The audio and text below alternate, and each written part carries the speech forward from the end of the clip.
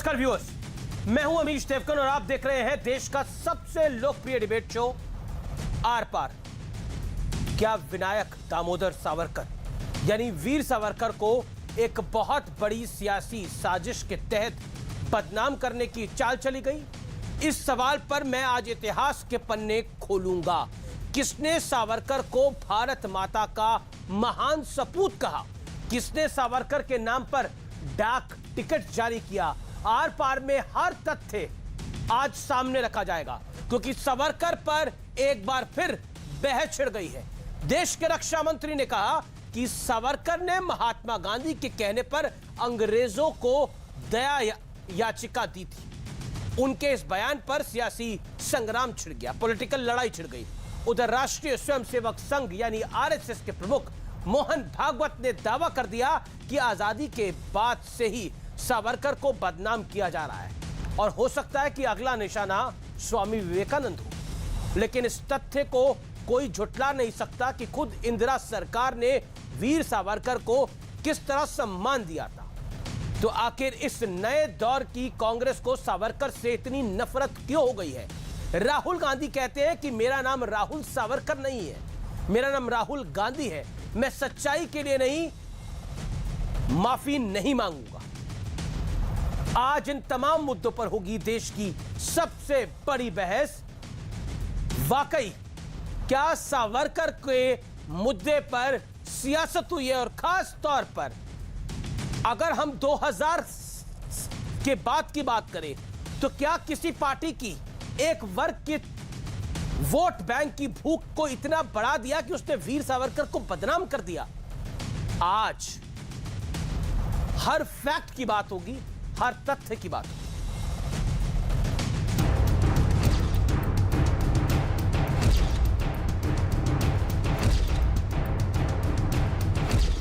सावरकर माने त्याग, सावरकर माने तप, सावरकर माने तत्व, सावरकर माने तर्क। विनायक दामोदर सावरकर पर सियासी लड़ाई कोई आज की नहीं है। फर्क सिर्फ इतना है कि हर दौर में इस सियासी संग्राम में नए आयाम जुड़ते चले गए। सावरकर के खिलाफ झूठ फैलाया गया। बार बार यह बात कही गई कि उन्होंने अंग्रेजी सरकार के सामने अनेकों मर्सी पिटीशन फाइल की। महात्मा गांधी ने उन्हें कहा था कि आप मर्सी पिटीशन फाइल करो। महात्मा गांधी के कहने पर उन्होंने मर्सी पिटीशन फाइल की थी और महात्मा गांधी ने अपनी तरफ से यह अपील की थी। उन्होंने कहा था यदि सावरकर जी को रिहा किया जाना चाहिए।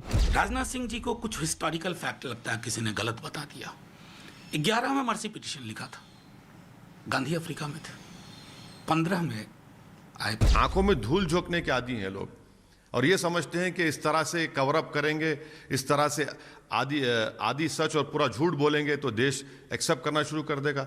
कितने एग्जाम्पल्स हम देंगे जिससे ये बात साबित हो जाती है कि ये लोग आज हिस्ट्री को तोड़ मोड़ के पेश कर रहे हैं और एक वक्त ऐसा आएगा कि अगर ऐसा ही सिलसिला चलता रहा तो महात्मा गांधी को फादर ऑफ द नेशन हटाकर सावरकर को फादर ऑफ द नेशन बना देंगे लोग। आज़ादी के बाद एक ऐसा सीडो सेकुलर सिंडिकेट था जिसने तमाम ऐसे जो हमारे महानायक थे, हमारे स्वतंत्रता संग्राम के महान सेनानी थे, उनको खलनायक बनाकर पेश करने की कोशिश की और एक परिवार तक पूरे के पूरे स्वतंत्रता संग्राम की गाथा को सीमित करने की कोशिश की।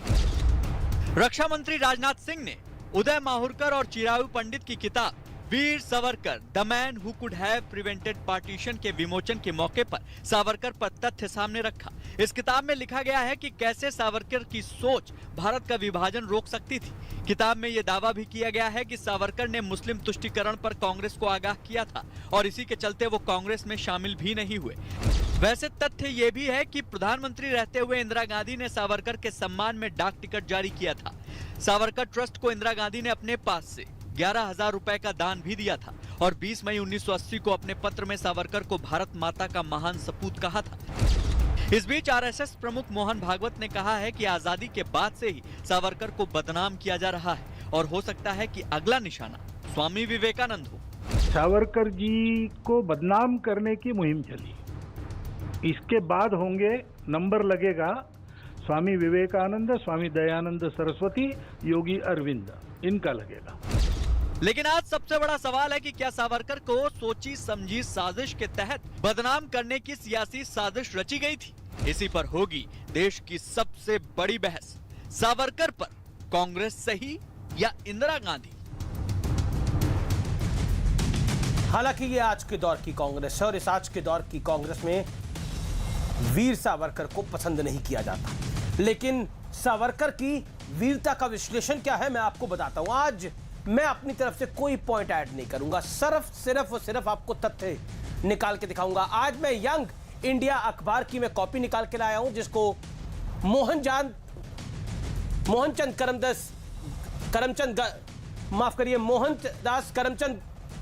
मोहनदास करमचंद गांधी ने एडिट किया है, एमके गांधी साहब ने एडिट किया है। सावरकर भाइयों की प्रतिमा का इस्तेमाल लोगों के भले के लिए होना चाहिए, ये महत्वपूर्ण है, ये इसमें लिखा गया।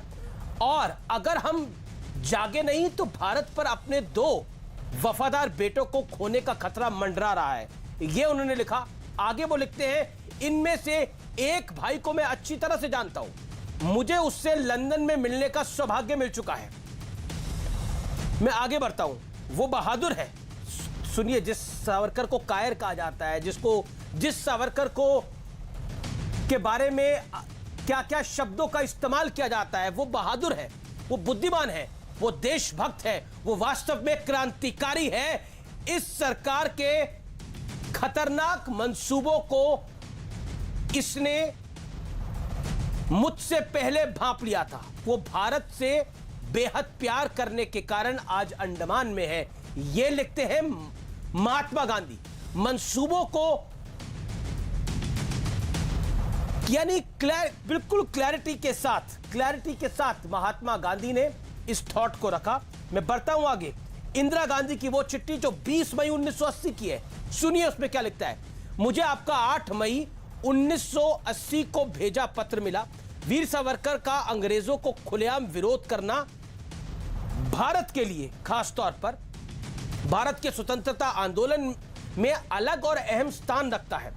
मेरी शुभकामनाएं स्वीकार करें और भारत माता के इस महान सपूत की 100वीं जयंती के उत्सव को योजना अनुसार पूरी भव्यता के साथ बनाएं। यानी ये इंदिरा गांधी कह रही है 1980 में। ये इस चिट्ठी की कॉपी भी हम निकाल के लेकर आए हैं, जो चिट्ठी में लिखा गया, और इसमें इंदिरा गांधी की बाकायदा सिग्नेचर है। 1980 को याद करिए, 18 मई 1921 को याद करिए। मैं बढ़ता हूं आगे। 1970 में इंदिरा गांधी ने सावरकर पर टिकट जारी किया। इंदिरा गांधी ने सावरकर के स्मारक के लिए, वीर सावरकर के स्मारक के लिए 11,000 रुपए का अनुदान दिया। 1983 में इंदिरा सरकार ने सावरकर पर फिल्म बनाने की इजाजत दी, यानी 1983 में इजाजत मिली। लेकिन आज के युग के राहुल गांधी क्या कहते हैं सावरकर के बारे में, जरा वो भी सुन लेते हैं। दिसंबर 2019 में मेरा नाम राहुल सावरकर नहीं है, मेरा नाम राहुल गांधी है। मैं सच्चाई के लिए माफी नहीं मांगूंगा, मर जाऊंगा लेकिन माफी नहीं मांगूंगा। तो क्या राहुल जी की दादी जी गलत कह रही थी? महात्मा गांधी गलत कह रहे थे? ये बड़े महत्वपूर्ण पॉइंट है। मेरे साथ बात करने के लिए संबित पात्रा है, मेरे साथ बात करने के लिए आज की चर्चा में मुदित अग्रवाल है, कांग्रेस के नेता हैं। मेरे साथ शादाब चौहान जुड़ेंगे आज की चर्चा में, उदय माहुरकर जुड़ेंगे आज की चर्चा में, और मेरे साथ इस चर्चा में जुड़ रहे हैं समाजवादी पार्टी के प्रवक्ता नेता अनुराग भदौरिया। आप तमाम लोगों का स्वागत है। मैं सबसे पहले मुदित अग्रवाल आप ही से शुरुआत करता हूं। इंदिरा गांधी गलत थी, महात्मा गांधी गलत थे? 50 सेकेंड आपके। आपने मेरे से सवाल पूछा है? बिल्कुल आप ही से पूछा है सवाल। मैं सवाल आपसे, आप ही से सवाल पूछा है। सर आवाज मिल रही है आपको? देखिए सावरकर जी, जिनको आप वीर सावरकर कहते हैं, लोगों को समझने की जरूरत है। जैसे मोदी जी स्टेडियम का नाम अपने नाम पे खुद रखते हैं, अपना महिमा मंडल खुद करते हैं, सावरकर जी अपना महिमा मंडल खुद करते थे। वीर उसको किसने कहा, लोगों को पता होना चाहिए। वीर की उपाधि उन्होंने अपने आप को खुद दी थी, किसी और ने उनको वीर की उपाधि नहीं दी थी। अंग्रेजों से माफी मांगा था और ये कहा था मुझ पे दया दृष्टि रखें और मुझे माफ कर दें, और जब मैं छूट के आऊंगा मैं आप लोगों के साथ रहूंगा। ये भी सावरकर जी ने कहा था। यदि सरकार अपनी कई गुना उपकार और दया करके मुझको छोड़ देती है तो मैं संवैधानिक प्रगति और वफादारी का कट्टर हिमायती हूंगा। मतलब वो अंग्रेजों से अपनी वफादारी जता रहे थे। जहां तक लेटर की बात है, देखिए एक बात समझ लेना चाहिए, बीजेपी मास्टर है फेक न्यूज और फेक लेटर निकलवाने में। आपको ध्यान होगा पिछले दिन एक लेटर निकला था जो कहा गया था, जवाहरलाल नेहरू जी ने लिखा है रशियंस को कि सुभाष चंद्र बोस के बारे में, जो बाद में पता चला बिल्कुल फर्जी है। देखिए मैं तो एक चीज और कहता हूं अमीश जी, अच्छा एक सेकंड मुदित जी, तो एक छोटा सा काम कीजिए, बीजेपी आईटी सेल को बंद कर दीजिए। अच्छा ठीक है, बीजेपी के आईटी सेल को भी बंद कर देंगे सारी। एक सेकंड सर, देखिए आपने बोला कि सारे लेटर फर्जी हैं। डाक टिकट तो आधिकारिक रूप से जारी हुआ। मैं आपसे कुछ और कह रहा हूं। डाक टिकट तो आधिकारिक रूप से जारी हुआ। इंदिरा गांधी गलत कर रही थी ना, इस सवाल का जवाब दीजिए। इंदिरा गांधी ने गलत करा डाक टिकट जारी करके?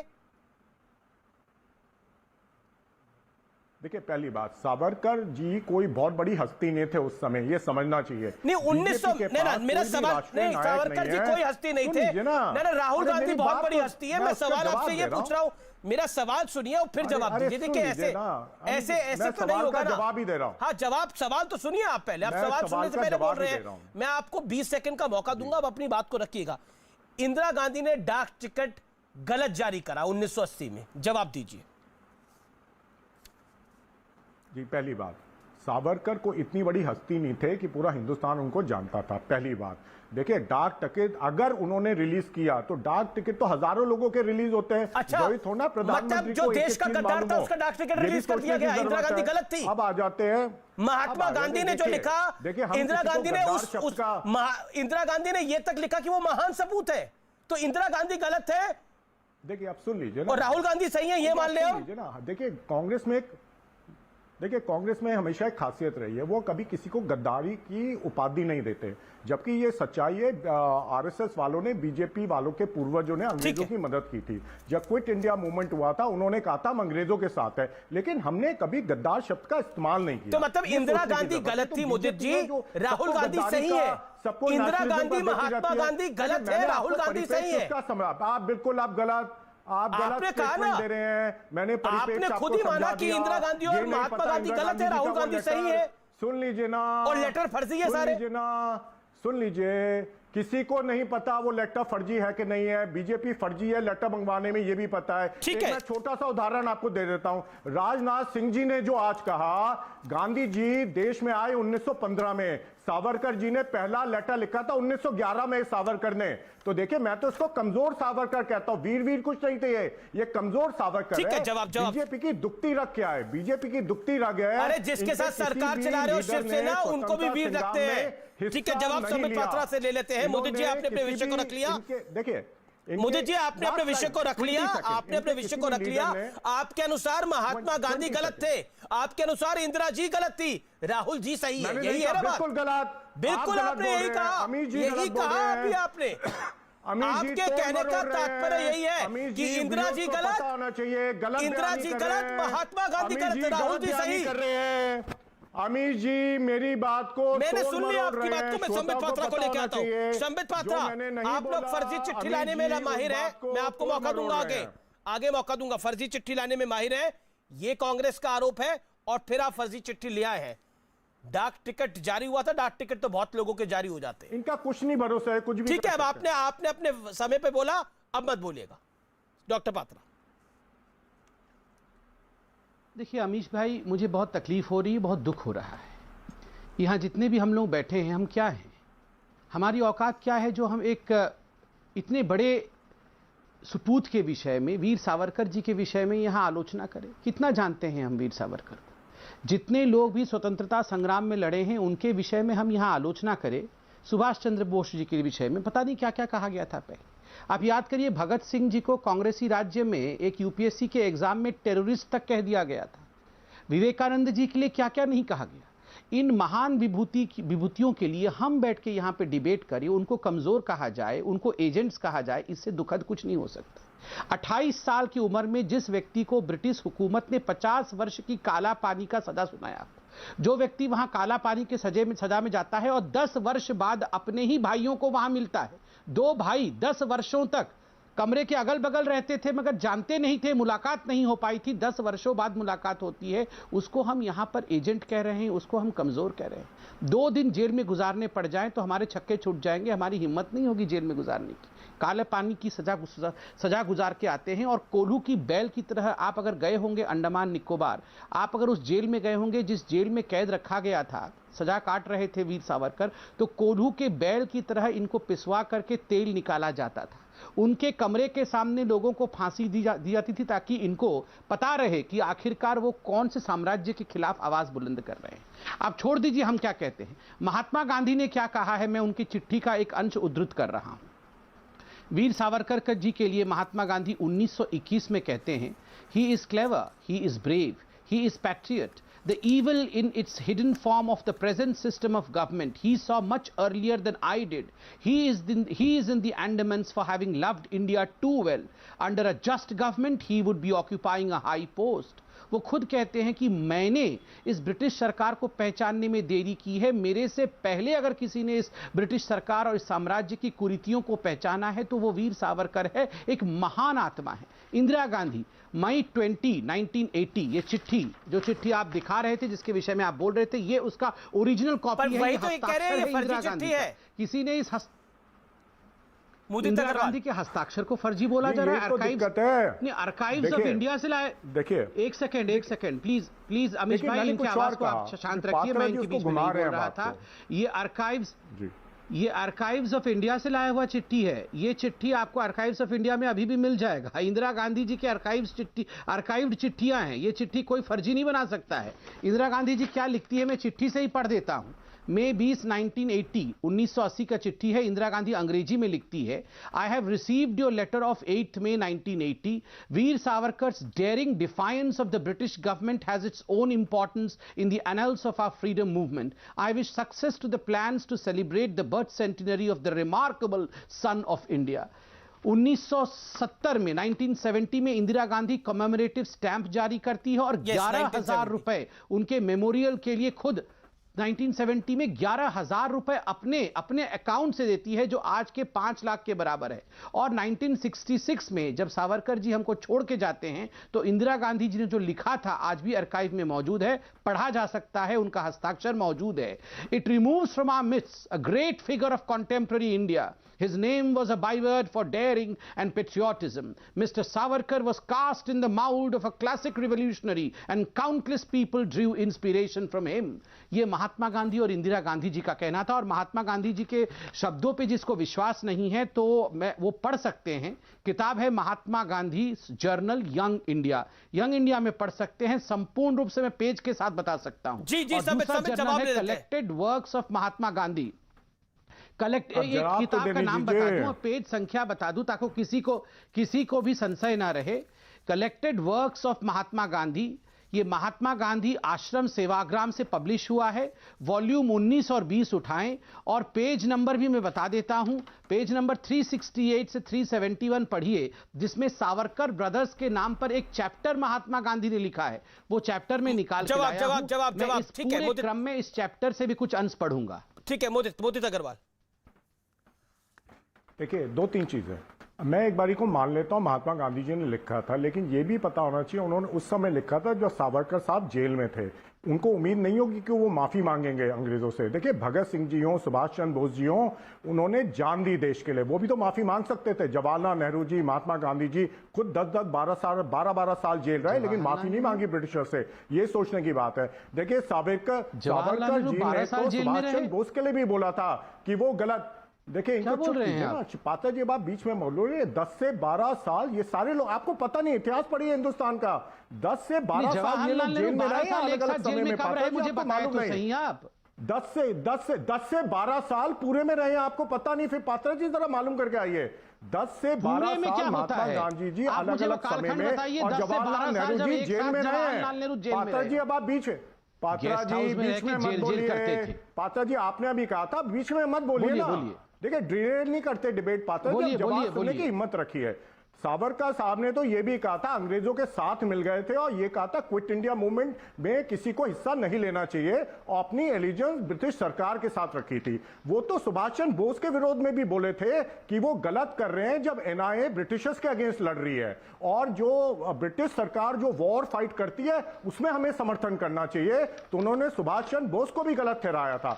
देखिए फर्क क्या है, बीजेपी की दिक्कत क्या है, इनके पास एक भी राष्ट्रीय नायक नहीं है, एक भी स्वतंत्रता सेनानी नहीं है, तो ये मैन्युफैक्चर करने की कोशिश कर रहे हैं। चलो हम बोल तो सके एक आदमी है जो स्वतंत्रता सेनानी है, दूसरा जो अरे वीर सावरकर बीजेपी के लिए नहीं थे, उसको तो मैं बहुत कमजोर आदमी वीर मानूंगा। सावरकर बीजेपी उसको तो संसद मैं के बड़ा नहीं कमजोर थे, आदमी वीर मानूंगा। सावरकर देश भी के नहीं थे। मानूंगा। और देखिए 1985 से पहले की कांग्रेस या फिर कहें तो जो 1990 से आदमी पहले की माफी कांग्रेस मांगता है, वीर सावरकर को देखिए, महान भारत का जो सपूत आदमी- मानती है। देखिए, लेकिन 2000 आते आते कौन ऐसा मानता कहा है? जाए बीजेपी वाले कि जो खुद को मानते हैं अल्पसंख्यक ना, वोटों की भूख बिल्कुल इतनी नहीं बढ़ मानते। जाती है कि हम तो कांग्रेस नहीं को वीर मानते। सावरकर गद्दार नजर अरे आते कमाल लगते कर रहे हैं। हैं। सवाल इस पे खड़ा चलिए होगा, आपको वो आदमी वीर लगता है जो अंग्रेजों मुझे वो आदमी वीर लगता है, मुझे वो आदमी वीर लगता है जो अंडमान और निकोबार में काले पानी की सजा काट रहा था।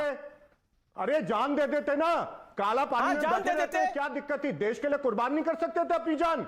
पॉइंट देश के ये लिए है, कुर्बान नहीं कर देखिए सकते थे पॉइंट अपनी ये जान? है कि कमाल है। 2000 के सोचिए ना, बाद आदमी की वीर कांग्रेस नहीं हो सकता, वो 2000 डरपोक के है। बाद की कांग्रेस वो बदल डरपोक सावरकर गई। हुआ। इंदिरा गांधी जो बात कहती थी, कमजोर महात्मा गांधी जो बात सावरकर कहते थे, वो कांग्रेस नहीं मानती। वो राहुल कमजोर गांधी की और कांग्रेस वीर नहीं, को वो वीर वीर सावरकर नहीं वीर हुआ। नहीं नजर वो आते। कमजोर और इंदिरा गांधी डरपोक महात्मा सावरकर गांधी को हुआ। नजर आते थे। देखिए, उसके आप साक्ष्य खुद कर हमारे रहे हैं सामने है। स्टेटमेंट को। ये चिट्ठियां ये लेटर चिल्ला अमित चिल्ला जी, के वो बात जैसे कहते मैंने हैं। आपको बताया, ये अल्पसंख्यक वोटों की भूख ने कांग्रेस को या फिर कांग्रेस के नेताओं को मजबूर करा यह कहने के लिए कि वीर सावरकर वीर नहीं थे।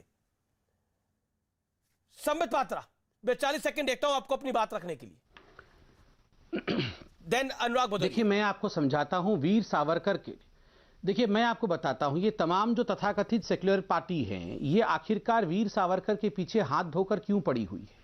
क्योंकि वीर सावरकर हिंदू महासभा में अच्छा उनको वीर की और उपाधि स्वाभाविक किसने रूप दी से थी? हिंदुत्व के पात्रा लिए जी उनको वीर की उपाधि किसने दी थी? बता रहे पात्रा जी उनको ये वीर की पूरा बोल उपाधि ले, किसने फिर दी मैं थी? बोल जरा लूंगा। जवाब दीजिए। पात्रा जी जनता ने जवाब दी थी, दीजिए। जनता ने नहीं, दी इसका थी, अब जवाब आप दीजिए। शांत रहिए। वीर की उपाधि किसने दी थी? ये पूरा बिल्कुल अमीश नहीं, भाई ये उन्होंने पूरा खुद को बोल ले झूठ फिर मैं बोला बोलूंगा। पात्रा जी टीवी फिर पे। ये पूरा बोल ले, ठीक है, मोदित शांत। पूरा बोल ले फिर मैं बोलता हूं अमीश भाई। पात्रा जी बिल्कुल पात्रा जी से आप शांति से अच्छा ठीक है, बैठिए आपने जरा। पूछ लिया ना, आप बैठिए, उसी बैठिए, बात को बैठिए। 3 बार रिपीट कर रहे हैं मोदी जी। बैठिए, आप उसी बात को बैठिए। 3 बार रिपीट कर रहे हैं। आपने सवाल पूछ बैठिए, लिया, जवाब बैठिए। सुन लीजिए ना। संबित, देखिए अमीश भाई मेरा एक रिक्वेस्ट है, जिसके पार्टी की अध्यक्ष एंटोनियो माइनो होना, वो हिंदुस्तानियों के विषय में डरपोक और इस प्रकार के शब्दों का प्रयोग ना करें। मेरे पिताश्री भी, उनके पिताश्री भी सब हिंदुस्तान के ही प्रोडक्ट हैं। हमारे दादा भी लड़ते होंगे हिंदुस्तान के लिए, आपके दादा भी लड़े होंगे, मुदित जी के दादा भी लड़े होंगे, मगर ये एंटोनियो माइनो के दादाजी या पिताजी कोई हिंदुस्तान के लिए नहीं लड़ रहे थे। इसलिए यहां बैठकर हिंदुस्तान को गाली देने का काम बंद करिए। मुसोलिनी के मतलब मुसोलिनी की बेटी यहां पर पार्टी की अध्यक्षा है, यहां आके भारतवर्ष को गाली देने के काम कर रहे हैं आप लोग। दूसरी बात है, देखिए आपको समझना होगा कि आखिरकार ये लोग वीर सावरकर के पीछे हाथ धोकर क्यों पड़े हुए। हिंदू महासभा के वो अध्यक्ष थे। हिंदू महासभा में रहते हुए जिस प्रकार से हिंदुत्व के विषय को उन्होंने आगे बढ़ाया, आज मैं आपको एक बहुत महत्वपूर्ण आर्टिकल दिखाता हूं, और इस आर्टिकल में आज से अनेकों वर्ष पहले वीर सावरकर ने क्या कहा था? The day Hindus unite Congress leader will wear जनेऊ ओवर द कोर्ट। ये बिल्कुल, मैं आपको पूरा पैराग्राफ पढ़ के सुनाता हूं। राहुल गांधी अब जाके जनेऊ पहने कोर्ट के ऊपर। But I would have been delighted if this comment would have been made willingly, because these extremely disgusting, wicked accusations are to be leveled against the Hindus. I have compelled Hindus in the Congress to realize that such accusations harm the interest of Hindus and help Pakistan-friendly League and the Muslims. And I used to say again and again, Hindus in Congress will have to wear their principles on their sleeves. They will have to wear Janeau not only on their body but on their coats as well. आज से 100 वर्ष पहले इस व्यक्ति ने कह दिया था कि एक दिन ऐसा आएगा जब हिंदुओं को आप जो प्रताड़ित कर रहे हैं, हिंदुओं को जो गाली देके पाकिस्तान फ्रेंडली ताकतों को आप मजबूत कर रहे हैं, आपको जनेऊ आपके कोट के ऊपर पहनना पड़ेगा। आज ये जनेऊ पहन के घूम रहे हैं। आज प्रियंका वाड्रा जाके उत्तर प्रदेश में चंडी पाठ करने का प्रयास कर रही है और इसीलिए ये जी, बौखलाए जी, जी, हुए। जी। ये समझ नहीं पा रहे हैं अनुराग कौन से भदौरिया। गांव में इनको बैठना है। अनुराग वीर भदौरिया, सावरकर को डरपोक बोलते हैं आपका और ज्ञान कंडिपात भी आपका करते हैं। ज्ञान सावरकर के बारे में क्या कहता है? अनुराग भदौरिया, आपके पिटारे में क्या है? देखिए, मेरा ज्ञान तो देखा आपने जिस तरह से संबित पात्रा की पिटारे आपने में तो बातें टूटी सुनी है। ली, जिनको हमारे गप्पू भैया हैं, गप्पू भैया की बात सुन लीजिए। गप्पू भैया कितनी गप्पे मार रहे इनके हैं। पिटारे में ये तो कह रहे हैं कि टूटी, अरे गांधी बताओ जी ना टूटी भैया, अगर टूटी सावरकर चोरी जी करते हैं, सबसे यहाँ ज्यादा के विरोध करते सावरकर थे जी तो के बारे में गांधी जी ज्ञान का देंगे। करते थे। गांधी जी से उनके मतभेद थे। गांधी जी को तो पाखंडी भी कहा करते थे। हाँ। गांधी जी को अब कहा टूटी करते थे चोर आके सावरकर जी पे परिपक्व ज्ञान देंगे, नहीं है। बताइए। ये अपरिपक्व है। गांधी जी का तो उन्होंने कभी सम्मान नहीं किया। और आज गांधी जी तो हमेशा हिंसा के खिलाफ रहे हैं। वो तो अहिंसा की बात करते रहे हैं। तो सावरकर जी ने कौन सी हिंसा कर दी? वो तो चिट्ठी लिखते थे जेल से। नहीं, बड़ा भैया, इंपॉर्टेंट हमको पॉइंट बोला। छोड़ दो, सावरकर जी ने हम कौन सी आपके हिंसा साथ कर दी? रहेंगे, ब्रेक के बाद जो तैयार कहोगे रखिएगा। हम थोड़े से करेंगे। ब्रेक के बाद आप ही के पास आ रहा हूं, अनुराग भदौरिया।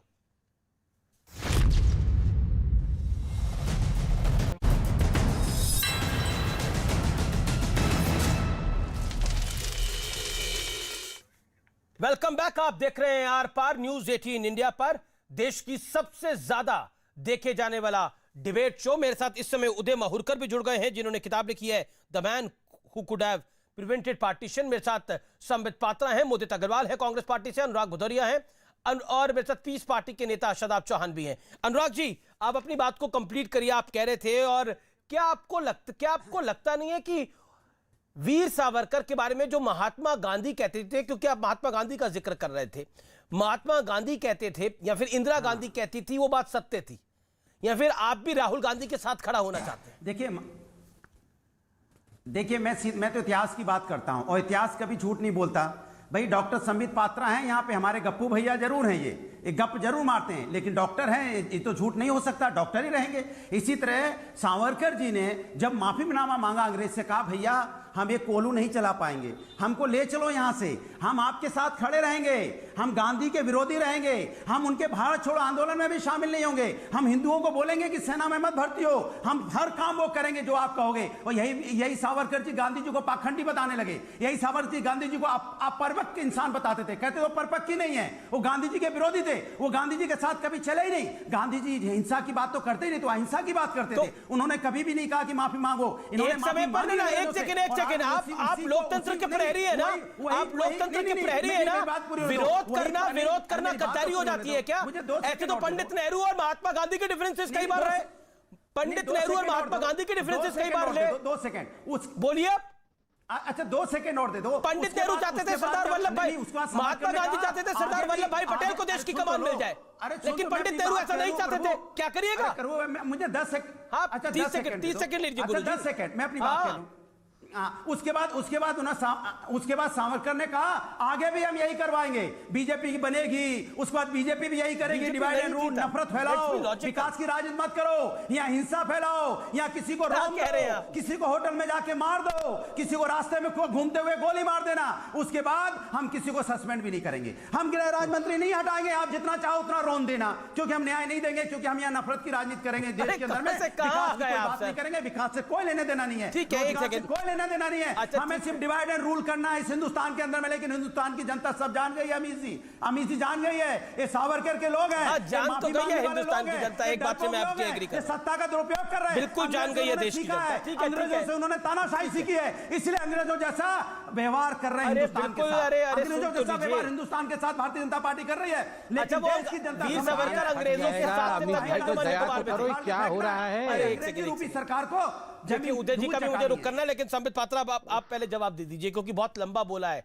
अनुराग जी ने, और सावरकर के युग से लेकर आज तक के युग में ले आ गए। ठीक है, आप नहीं, गप्पू भाई से क्या पूछते हो, वो तो गप मारने की। चलो गप ही मार देता हूं, जरा इनकी आवाज कम तो करो। अमीश भाई कैसे बोलूंगा? अमीश भाई मारो गप्पे, अभी विषय क्या था?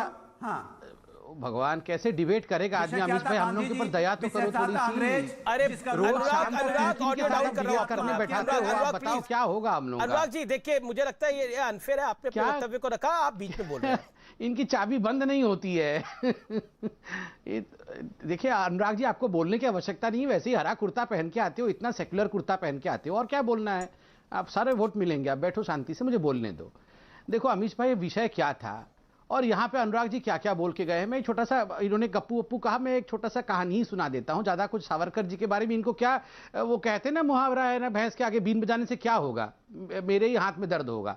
अब देखिए, एक बच्चा था, क्वेश्चन पेपर डिक्लेयर हो गया एग्जामिनेशन का, उसमें आया कि क्वेश्चन पेपर में आने वाला है कि गाय पे ऐसे लिखना है। तो लड़के ने पहले से पढ़ लिया सब, गाय पे ऐसे 2 कान है, 2 आंख है और 1 मुंह है, 4 पैर है, पूंछ है, सब पढ़ लिया, रट लिया पूरा। अगले दिन गया तो आया स्मशान घाट, गाय है ही नहीं, अब क्या होगा। तो स्मशान घाट आ गया, तो बच्चे ने ऐसे लिखा कि घर के सामने हमारे स्मशान घाट है, उसमें बड़ी बड़ी घास है, घास खाने गाय आ गई, गाय के इतने हाथ, गाय के इतनी पूंछ, गाय के फलाना, गाय का टिकड़ा, ये शुरू हो गया गाय। तो ये लखीमपुर खीरी, आप सावरकर पे डिबेट कर रहे हैं, इनको जाना है उत्तर प्रदेश, तो ले दे कि वो उत्तर प्रदेश पहुंच गए हैं, इनको कोई डिबेट सावरकर के बारे में सब ही नहीं जानते, ये क्या सावरकर के बारे में बोलेंगे। यहां हम क्या डिबेट, यहां उदय माहूरकर जी बैठे हैं जिन्होंने किताब लिखा है, मैं तो कहता हूं मेरा पूरा समय लीजिए, आप इनको दीजिए, कुछ ज्ञान हम लोगों को मिलेगा। 28 साल की उम्र में एक व्यक्ति को 2-2 बार का आजीवन कारावास होता है। आप जानते हैं ये वो व्यक्ति है वीर सावरकर जिन्होंने पहला पुस्तक लिखा था 1857 के इंडियन रिवॉल्यूशन के बारे में। इस किताब को प्रोस्क्राइब किया गया था, अंग्रेजों ने इस किताब को बैन किया था। उस किताब का नाम मैं आपको बताता हूं, इंडियाज वॉर इन इंडिपेंडेंस 1857। ये किताब गांधी जी भी मानते हैं, ये जो पहली बार भारत की जो स्वतंत्रता संग्राम 1857 का है, इसे जागृत करने का काम, इसे लिखने का काम, जनता के बीच 1857 की सिपाही म्यूटिनी को लाने का काम वीर सावरकर का है। ये कोई छोटा विषय नहीं है। आप जानते हैं भारतवर्ष का पहला case international court of justice में किसका गया था? वीर सावरकर का गया था, जब वो कूद करके फ्रांस से ब्रिटिश कब्जे में से छूट के भागे थे। उस समय इंडिया के लड़ने के लिए, ब्रिटिशरों के खिलाफ लड़ने के लिए फ्रांस और ब्रिटिश ने हमारे खिलाफ केस किया था। पहला case international court of justice में हुआ था। उस आदमी के लिए इस प्रकार से यहां बोला जा रहा है, अरे धिक्कार है। मैं उदय माहूरकर साहब का रुख करता हूं, और उदय माहूरकर मेरे साथ हैं जिन्होंने इस किताब को लिखा है। उदय माहूरकर और चिरायु पंडित ने इस किताब को लिखा है, Veer Savarkar the man who could have prevented partition.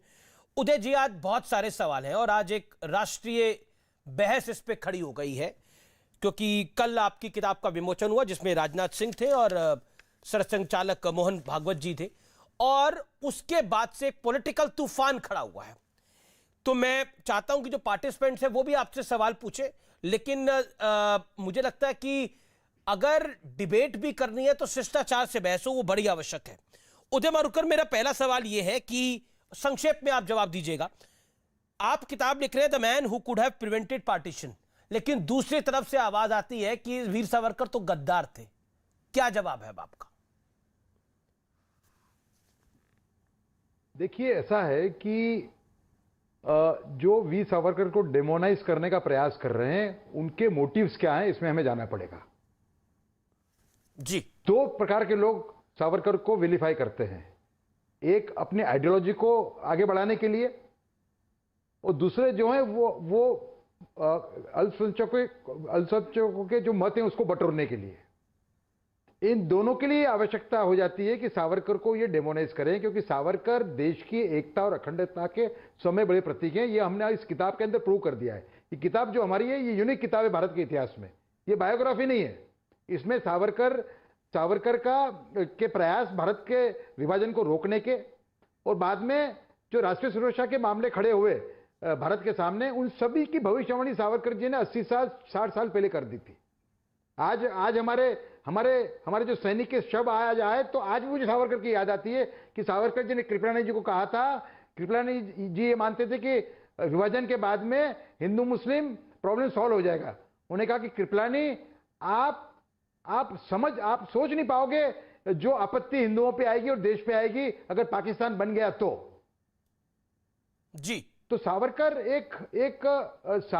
एक तरीके से देश की एकता और अखंडता के प्रतीक हैं, और जो लोग मुस्लिम वोट बैंक पॉलिटिक्स में मानते हैं, क्योंकि सावरकर लेकिन इसमें मेरा एक काउंटर क्वेश्चन है। जब मैं पढ़ता हूं, मैं इतिहास को पढ़ता हूं, जिसका जिक्र थोड़ा डॉक्टर संबित पात्रा ने भी अपने तरीके से करा, लेकिन मैं यंग इंडिया की पब्लिकेशन को पढ़ता हूं, मई 18, 1921 की।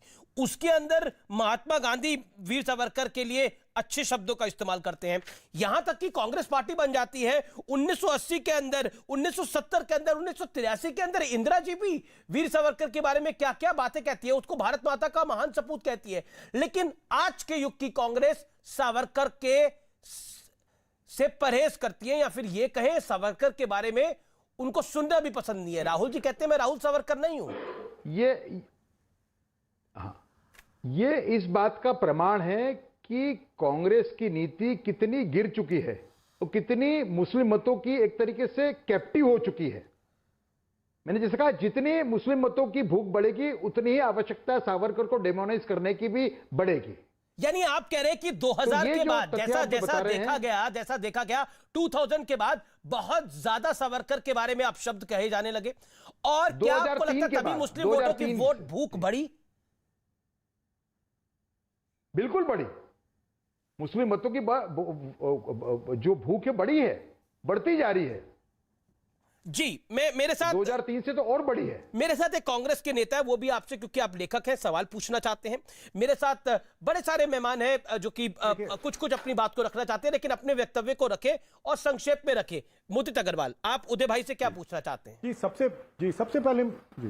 सबसे पहले मैं ये कहना चाहूँ, उदय साहब, क्या भाई ये बात ठीक नहीं है? आपने मोदी जी के महिमा मंडल में किताब लिखी थी 2017 में, और मोदी जी ने आपको अक्टूबर 2020 में इंफॉर्मेशन कमिश्नर बनाया। तो आपकी आइडियोलॉजी वैसे भी आरएसएस और बीजेपी वाली है, तो ये व्यूअर्स को पता होना चाहिए। मुझे बात नहीं समझ में, देखिए हर आदमी होता है, कोई बहादुर होता है, कोई कमजोर होता है, कोई डरपोक होता है।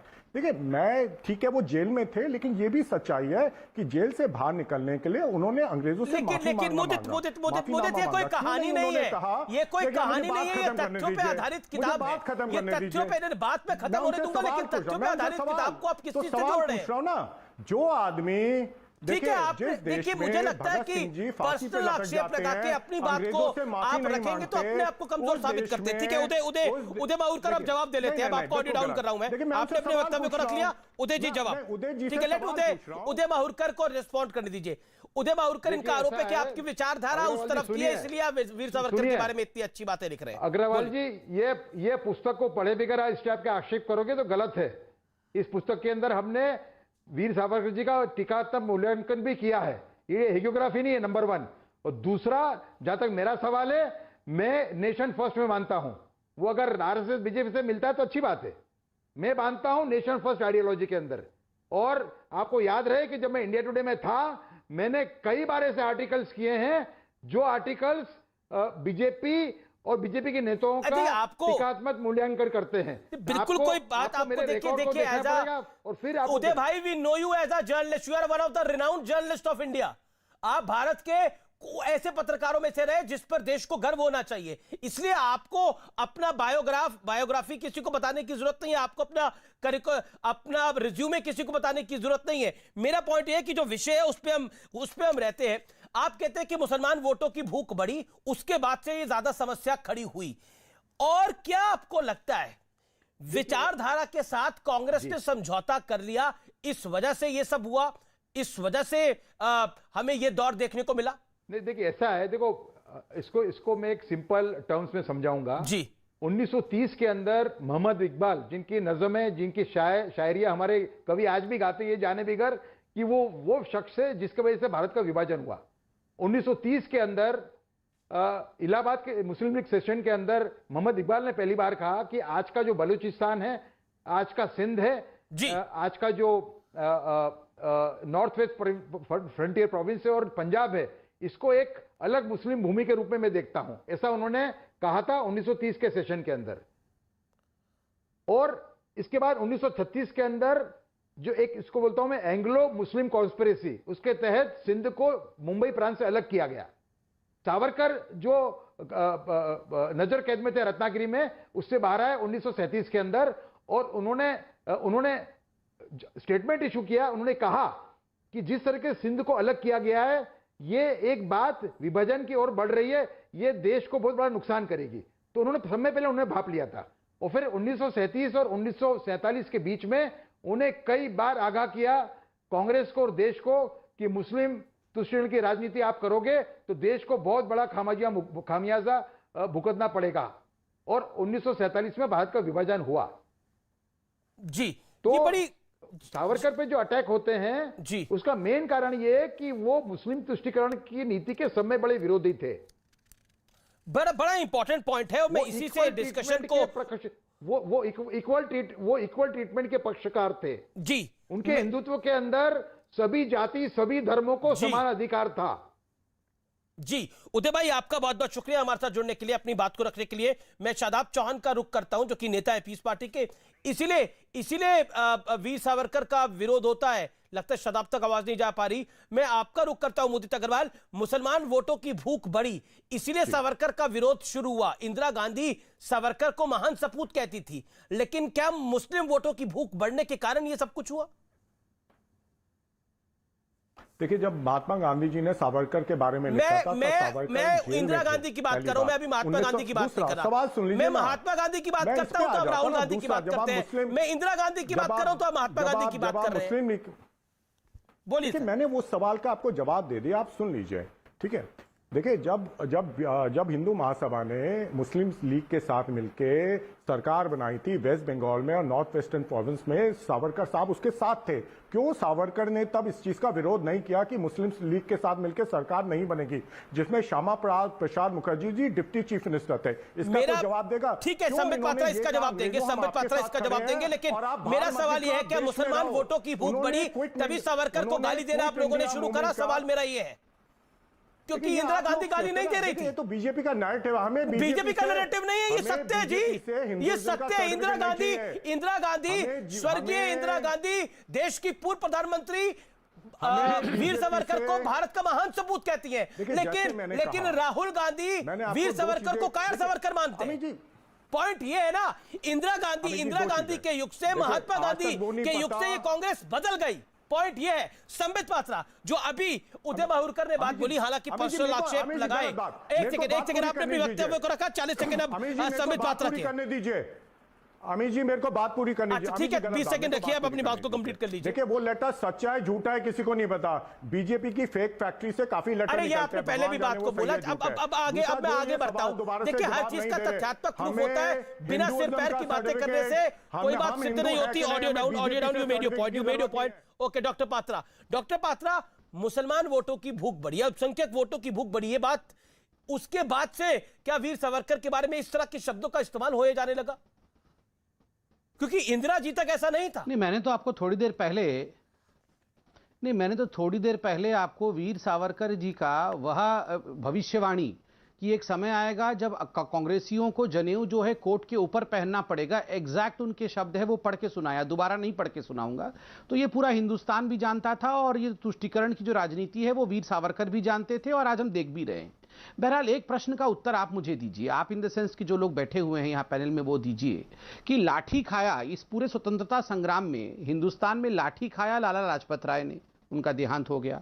फांसी पे लटके भगत सिंह, काला पानी का सजा काटा वीर सावरकर ने, बहुत कष्ट सह के पहला झंडा फहराया सुभाष चंद्र बोस ने। क्या कारण था जो सारा का सारा जो अंग्रेजी साम्राज्य था, उन्होंने पूरा साम्राज्य जवाहरलाल नेहरू के झोली में डाल दिया? क्या कारण था? मतलब लाठी खाने वाले के झोली में नहीं गया, फांसी चढ़ने वाले के परिवार के पास नहीं गया, उनके जैसे जो बाकी रिवोल्यूशनरी लीडर थे उनके पास नहीं गया साम्राज्य, उनको प्रधानमंत्री नहीं बनाया गया, सुभाष चंद्र बोस को दरकिनार कर दिया गया, जो लोग काला पानी का सजा काट रहे थे उनको दरकिनार कर दिया गया, केवल जवाहरलाल नेहरू।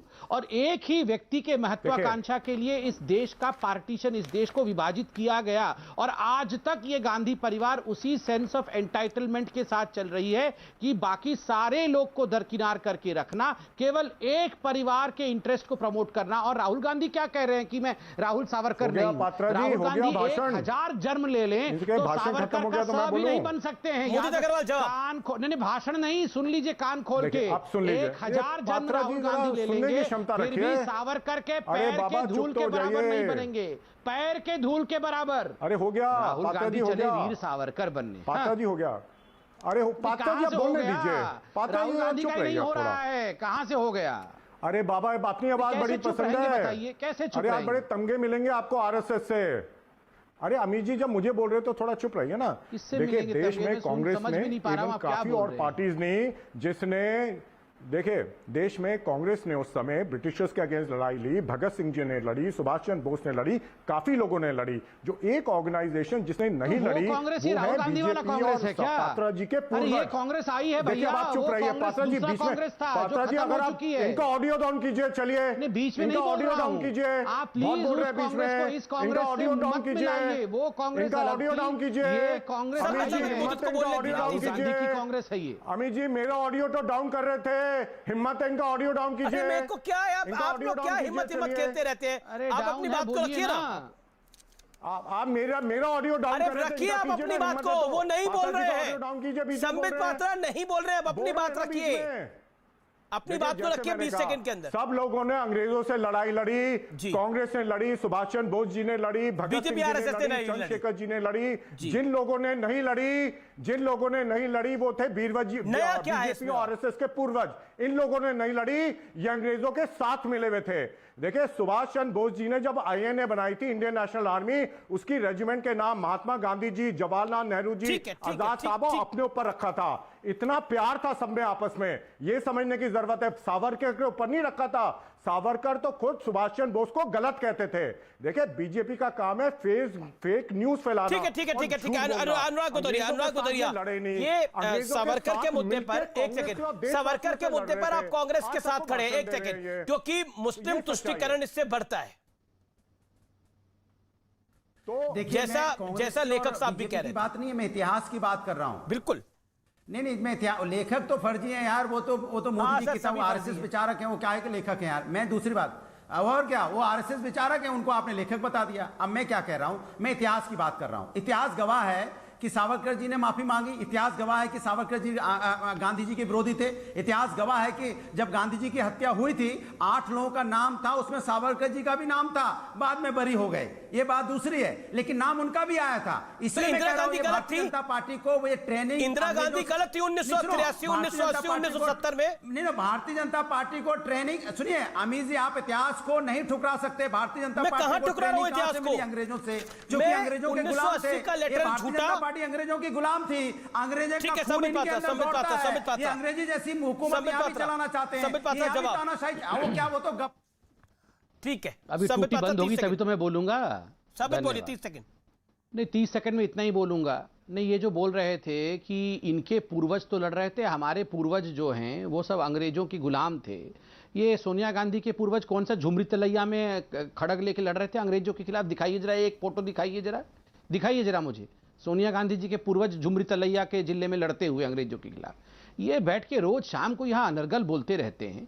देखिए, मैं एक बात आपको स्पष्ट कर दूं, इस देश में अनेकों वर्षों तक एक ही विषय चलता रहा, नेहरू और ये जो फेक गांधी हैं, असली गांधी को भुला दो और ये जो नकली गांधी बने हुए हैं। ठीक है, मेरे पास समय इतना ही है संबित, माफी चाहता हूं, मेरे पास समय इतना ही है फिलहाल, आर पार में इतना ही। लेकिन आज की चर्चा का निष्कर्ष ये है कि जरा सोच के देखना चाहिए, सावरकर वीर क्यों थे? एक व्यक्ति को 2-2 बार काला पानी की सजा होती है, अंग्रेजों को उनसे डर क्यों लगता था? यह सोचने पे मजबूर करता है। नमस्कार।